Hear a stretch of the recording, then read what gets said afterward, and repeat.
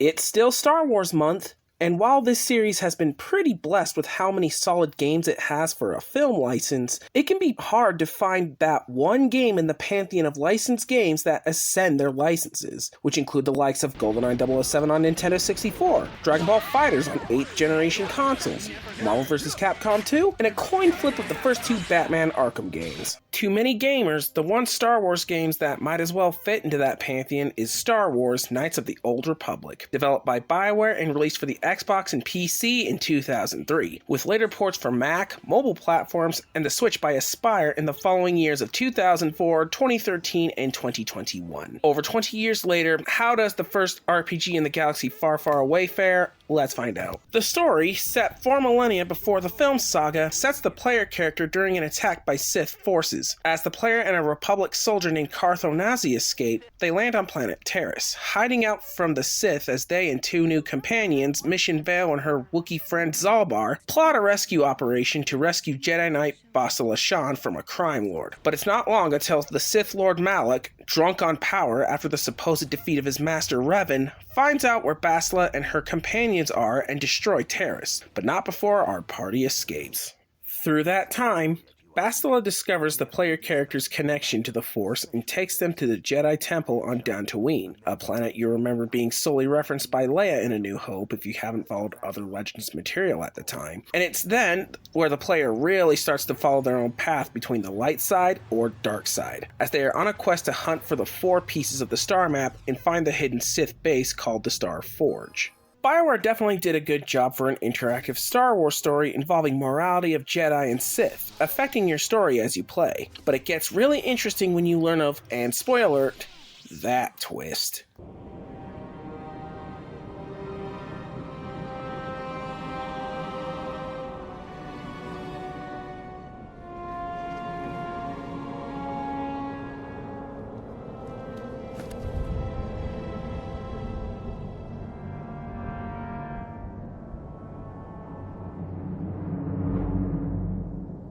Keep in mind, I said interesting. Otherwise, I'm not the biggest fan personally. Something seems out of character about the Jedi having the ability to use the Force to neuralize. Who knew the Jedi had a Division 6?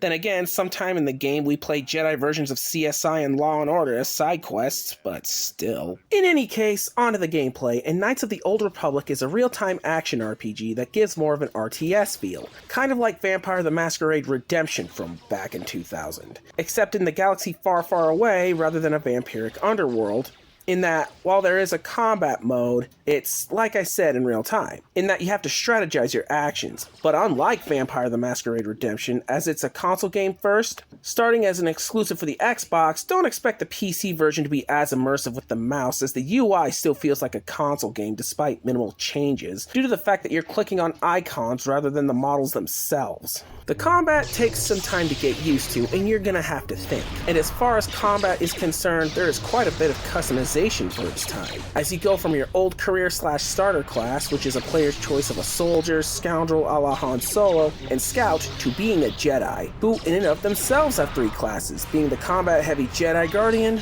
Consular for more reliance on use of the Force akin to a pure mage, or Jedi Sentinel, which is useful for more stealthy, or in the words of Obi-Wan Kenobi, using alternatives to fighting.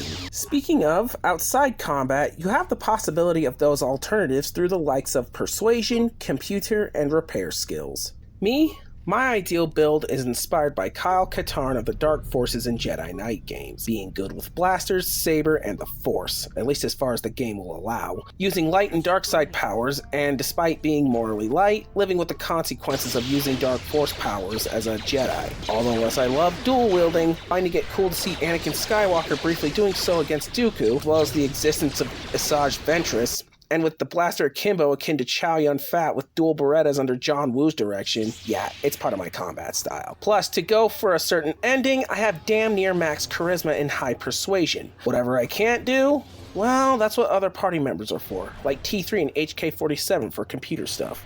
Of course, it's an RPG, so expect at least a couple of side mini-games like Pazak, which, to my understanding, is basically Star Wars Blackjack, but you need to buy your own cards and add to your deck as if it was a trading card game. And Swoop Racing where, Well, there are no other craft on the tracks, you just do time attack against NPC's own scores. Still, they both add variety to the game.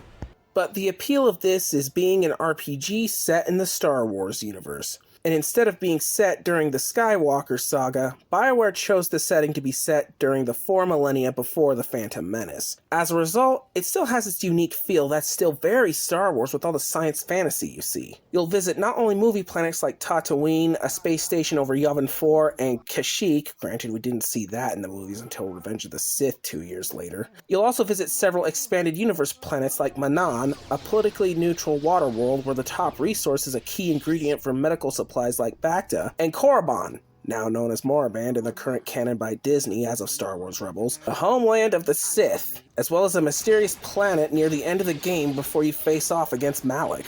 And beyond the exploration, as with other BioWare RPGs like Mass Effect 4 years after KOTOR's release, it's the moral choices you make that will affect your playthrough. And here, you can choose to be on the light side or the dark side, allowing for even more replayability with different outcomes on each side. It's still all amazing 20 years later. On to the sound, and while you hear that classic Skywalker sound of blasters and lightsabers, beyond the intro from none other than John Williams, there's an entirely new soundtrack, still very fitting of Star Wars by... God damn it!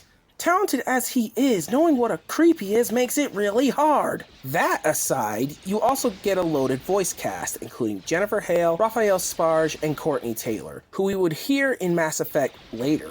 I'm Bastila, yes. I take it that you know my mother. The Council can kiss my ass. I won't let them blame me for losing the beacon. I didn't do anything wrong. I'm a soldier with the Republic, like you. We're the last 2 crew members left in the Endar Spire. I am pathetic. I sit here and think myself to be great by embracing the dark side, but I am nothing. There is no way I could be turned back. Relax. Joyriding doesn't have the thrill it used to. Besides, if I wanted it, I'd take it. You'll also hear from other voice actors who had worked with the Star Wars franchise before and after, like Grey Delisle, and perhaps most notable for me, Tom Kane. Between his narrator voice he did for the Clone Wars 2008 and his emulation of Frank Oz's Yoda through another character in his race, also a Jedi Master. Yeah, I know how she feels. Grief can be pretty frustrating. I guess that's why Mission didn't want to come with us when we left Terrace. So, you returned to us with the lightsaber in hand, as I knew you would. You took a great risk in acquiring the artifact. You used your mind and your power. No peaceful meditation, no pacifism. This news of a Starforge is disturbing. Action is required, but we must not do so in haste. We must discuss recent events in light of this new information. They all sound great, so no complaints. If there were a couple flaws I didn't like about this game, is for one, to traverse to the next part of the map forces you to wait for your party if they are too far. I suppose it's realistic, but what a drag! The second thing? At the end of the game, at the Starforge stage, and it's time to get out the tinfoil hat, but did Malak secretly call for an alliance with Sarah Kerrigan from StarCraft or something? Because these Sith freaking respawn and Zerg rush the hell out of you. You're lucky you still have supplies, let alone the health and the force needed for the upcoming duels. By the Force. But overall, there is a reason Star Wars Knights of the Old Republic is perhaps the definitive Star Wars games critics point to in how fantastic licensed games can be when they have the work put into it, even if it's from a license that already proved it prior. Still holds up quite well after all these years.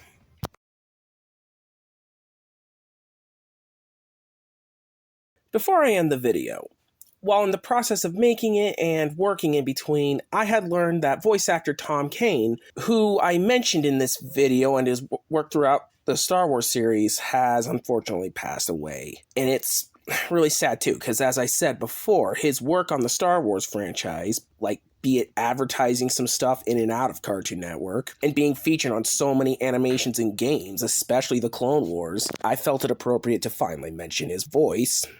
And then I hear he's unfortunately gone. With that said, thank you, Tom.